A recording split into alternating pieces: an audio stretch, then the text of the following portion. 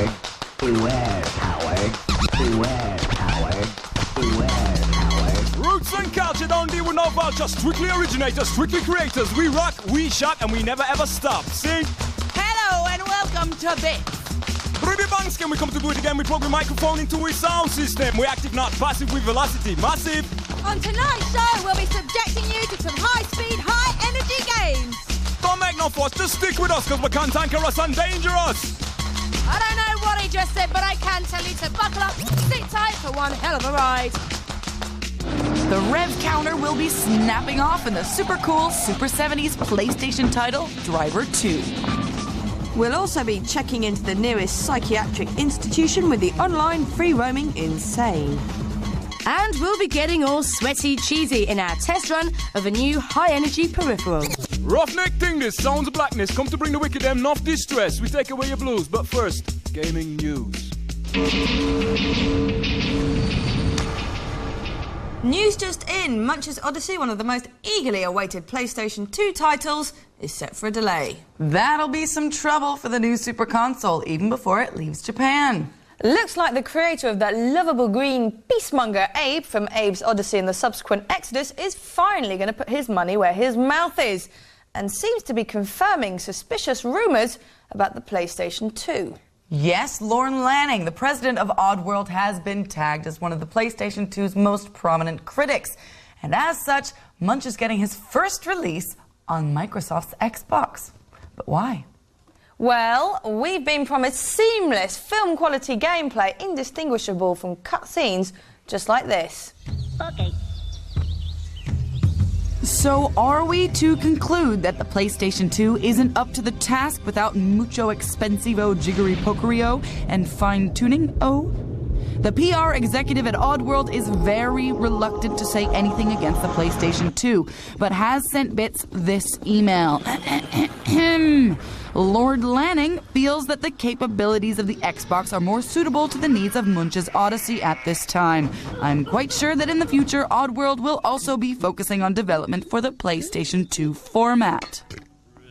So, don't expect Munch's Oddysee until the launch of the Microsoft machine at the end of 2001, with the possibility of the PlayStation 2 edition to come later. But with all that extra development time, you can expect that this baby's gonna look better than ever. Meanwhile, back in the PC world, it looks like computer heads are gonna be able to access those all-important Sega exclusive Quake III Arena maps.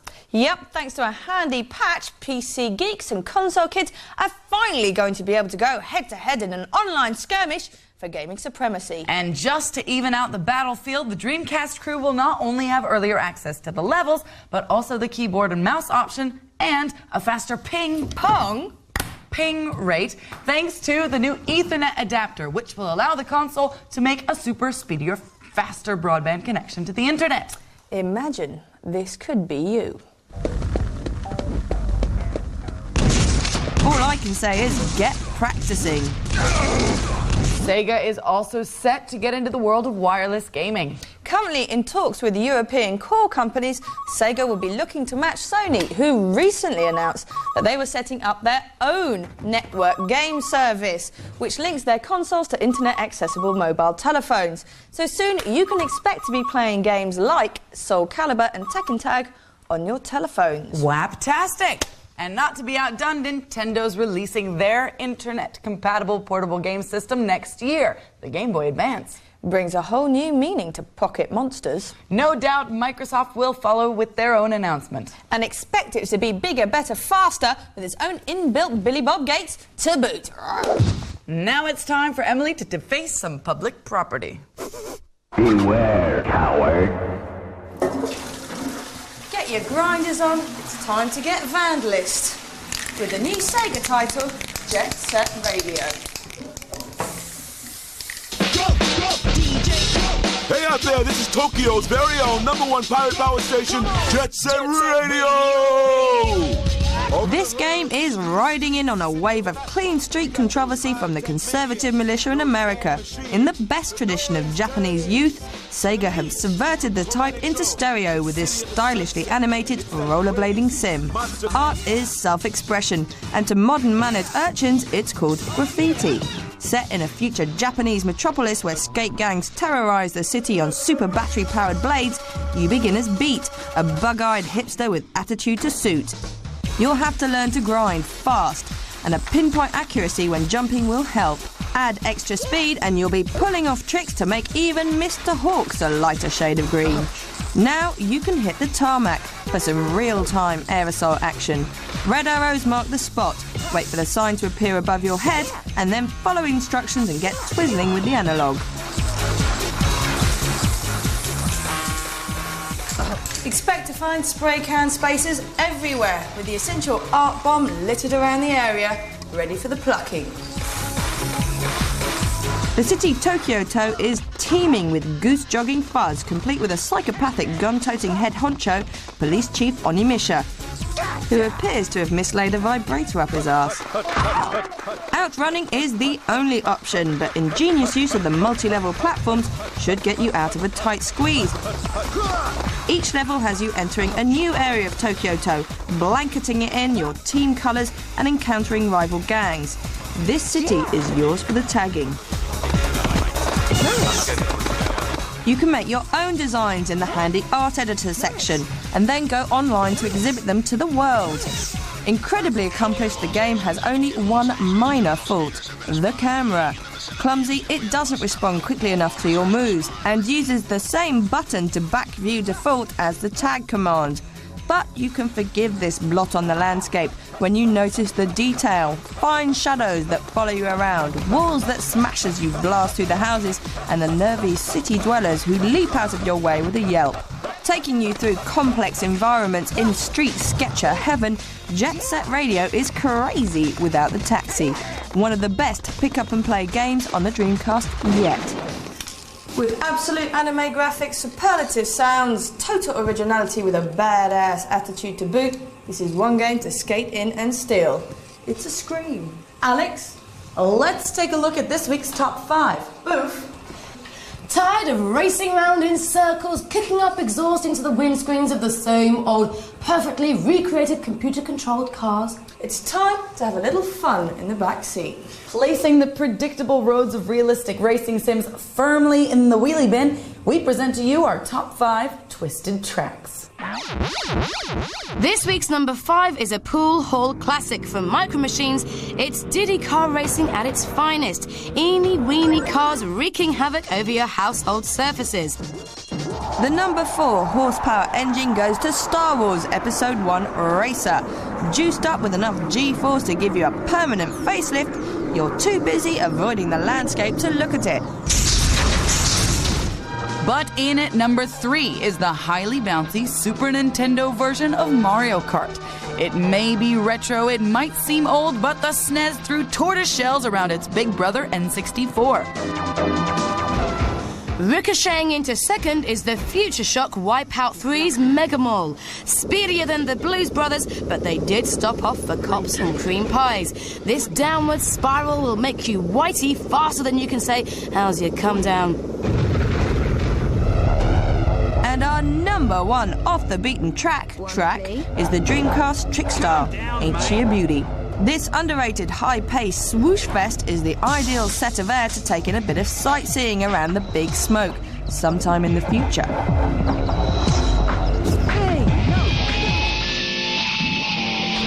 The Hungarians are coming, and leading their interactive revolution is a driving title with a suitably inappropriately translated name. Insane.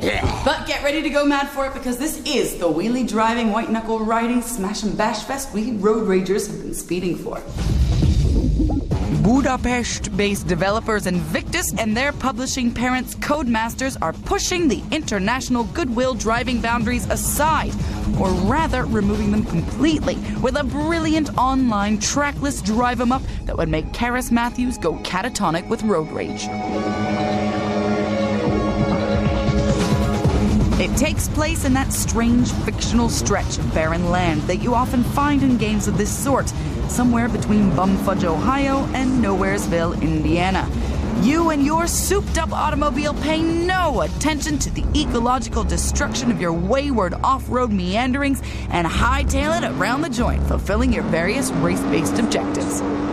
Discard the driving gloves and the expensive Italian leather. This is more of a blue jean butt crack type of game, complete with the charming redneck pastime of ramming your mother sister's pickup with your Humvee into steaming twists of shards and metal. But why keep all this madness to yourself? Take it out on faceless victims from around the globe. Playing on Codemasters' own multiplayer network, which is more user-friendly than most online game hosting sites, you can either dip in for a quickie at lunchtime to take out the office strain that would otherwise be directed towards your boss, or take part in round 50 of an ongoing grudge match with your pal from Pakistan. But how does it play? Well, beautifully. It looks great, it sounds great, it even feels great, especially because the developers have given you, the player, full autonomy to customize everything, from on-screen displays to tracks and levels to off-road handling.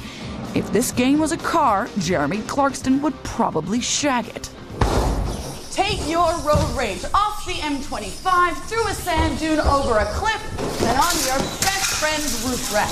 This is therapy! Insane as pummeling your PC on the 24th of November. Time now to take a look at some of your emails.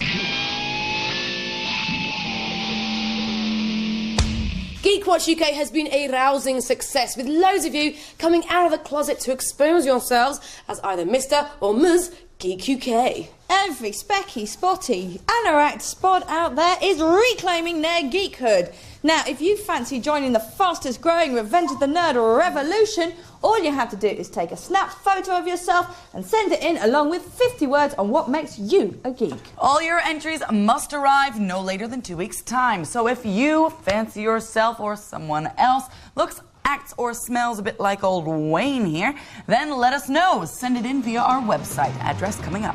This week, we've been impressed by Toothless. No girlfriend, nice smile. Butterfly, keep those fingers to yourself. Seamus here, according to his pal, the aptly named Rodney, doesn't get out much. And nor does he shag sheep, but he sure does have a firm grip of his mouse. Last but certainly not least is Lano. Hello there, my name is Lionel Romulus. I should be the winner of the geek competition because I'm a sexy bastard. I possess an almost infinite arcane knowledge of computers and all things computer-related. My other hobbies include voyeuristic photography, excessive masturbation, and searching through rubbish. Cheerio. And in other news, our top 50 games of all time poll has snowballed into an avalanche of entries. Thus far, there have been over 178 different games nominated. If you want to know more or want to place your vote, hit our website at forlater.com/bits. And finally, many of you have been pestering us about where those computer games technology boys are studying. If you're interested, then check out the University of Abertay in Dundee. Anyway, enough of all this drivel. Let's find out what's coming up in part 2.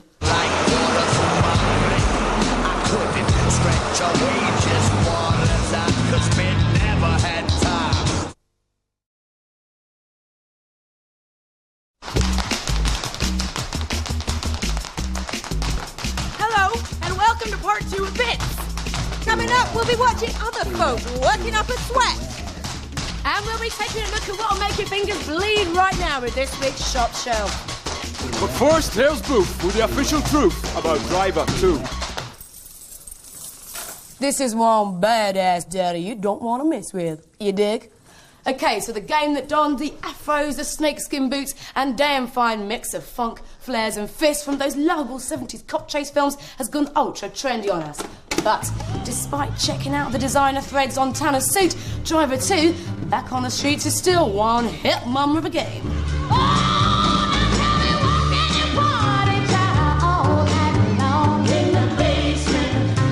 Developers Reflections knew what they were up against. Driver was the best-selling PlayStation title in 1999, and Driver 2, still screeching away on the old PlayStation, isn't just sitting pretty 2 years on.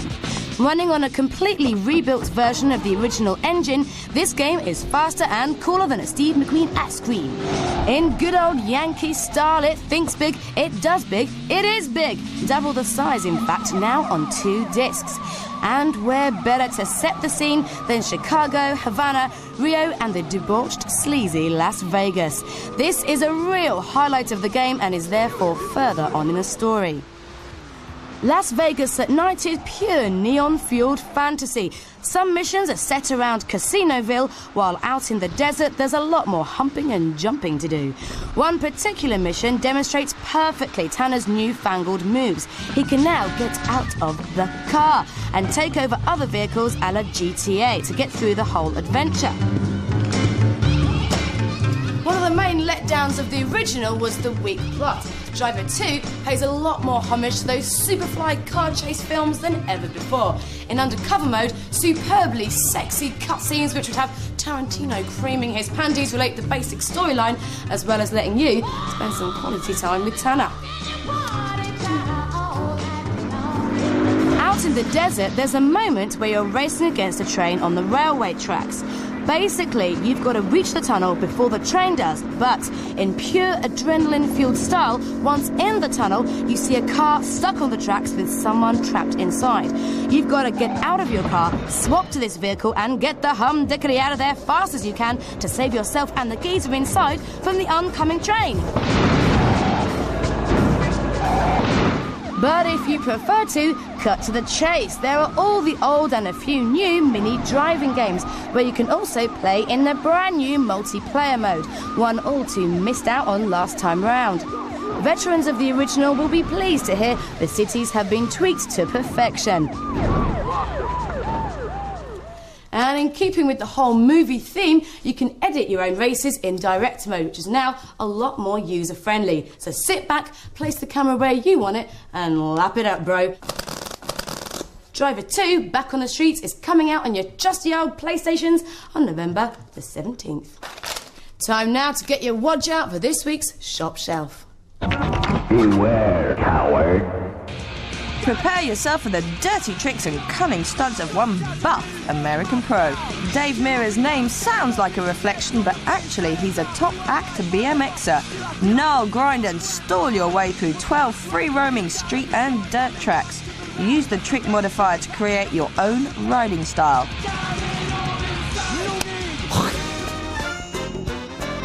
As if the Japanese couldn't get any weirder, here's Incredible Crisis, a Technicolor take on The Sims meets Bishi Bashi Special, complete with minigames, Ferris wheels, and orgasms. Naturally, take hold of a cute family member and lead him through some extraordinary everyday paces.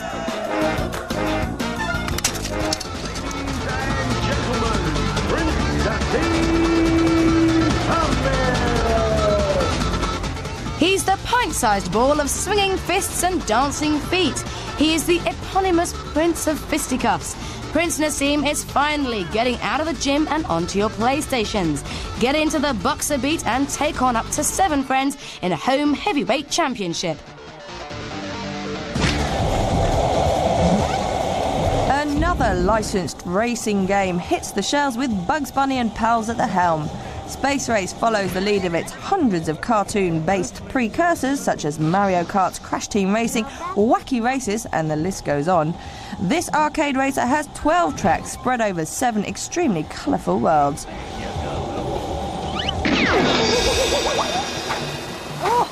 Bound to please the adrenaline junkie and aesthete alike, with clothes designed by Diesel and music provided by Ninja Tunes, Extreme Sports is for the wannabe who can't afford it for real. This way you can hold on to your bowels and your dignity while sky surfing, hang gliding, mountain biking, bungee jumping, and snowboarding.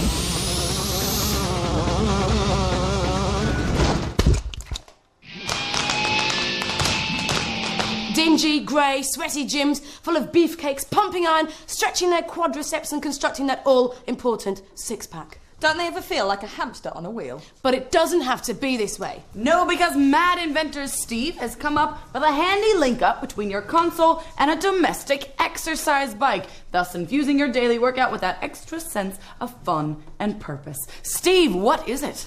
It plugs into your game console. You load in your favourite driving game. The faster you pedal, the faster it goes.